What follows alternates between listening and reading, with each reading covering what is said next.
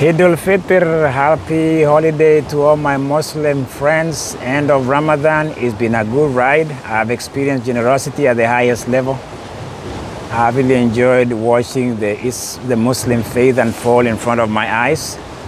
Generosity, inclusivity, very loving people indeed. They are very, very family oriented. I love it. In fact, I was invited to join them today as they celebrate the end of Ramadan.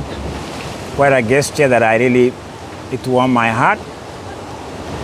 Where I am right now, the places are just still of the festivity, the last part of the month of Ramadan. So yeah, I really appreciate that. Good experience for me.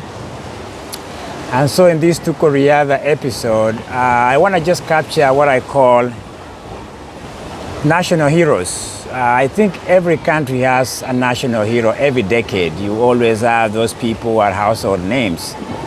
In 2000 Olympics in Sydney, Kathy Freeman was the household name for the Australians. The down under country of Australia had celebrated their come to party, or something like you could say. She became a national hero, Kathy Freeman. I met her during that time when she was training at Nike, a great woman, a legend.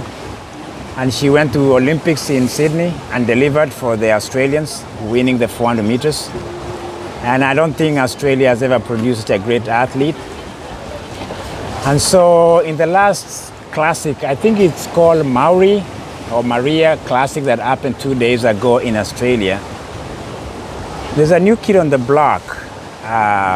He's coming up, he's a sprinter. His name is Gout. I suspect he's Sudanese originally. He's running for Australia now. I think he's a 200-meter runner.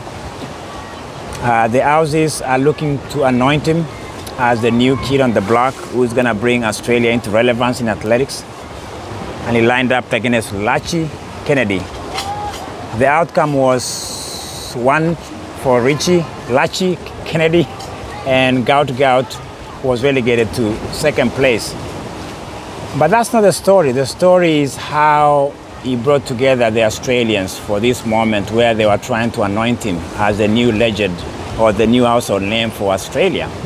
It didn't pan out as they wanted it, but it said that 10,000 people showed up at the stadium to watch this young 17-year-old.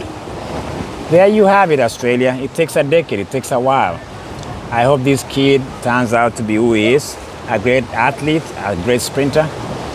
People are comparing him to Usain Bolt, the Jamaican. Of course, Usain Bolt is a national hero in Jamaica. So he's still young, he's only 17. And maybe the pressure is on him to deliver for Australians. He didn't do it in the last meet. I think people are looking forward to that event. He ran 20.26, which is not bad for a 17-year-old under such circumstances and pressure. Yeah, it's great to see Australia trying to make a mark in the athletic world. He's young. I think he's going to be somebody to watch in the World Championship. But beside him being the national hero, we can look back at the Olympics that just went by us. In Paris, Botswana had Tebogo, the national hero of Botswana. He tried his luck in 400 meters, but he came second to his countryman. I don't remember the name, but the story was Tebogo. He tried the 400, which is not his specialty, and he came second to his countrymen. So those are the ultimate results coming out of Down Under. It was a great day for those two athletes that I just mentioned. They are great big names in Australia and Botswana. Though they came second, I think that's what people came to watch, and that's what it means to be a national hero, or to be, hopefully, the national hero of Australia in Gouts. So it was Tuko Riadha catching up with some classic meets in Australia with Tebogo and Gout. That was just me, man, just catching up on a few events that are happening last weekend. And yeah, I hope you enjoy these episodes. Keep subscribing, keep liking, and you know what? Let's build this block, let's build this family, let's build this community of Tuko Riadha. Saying 118 was the episode. JKKC signing off.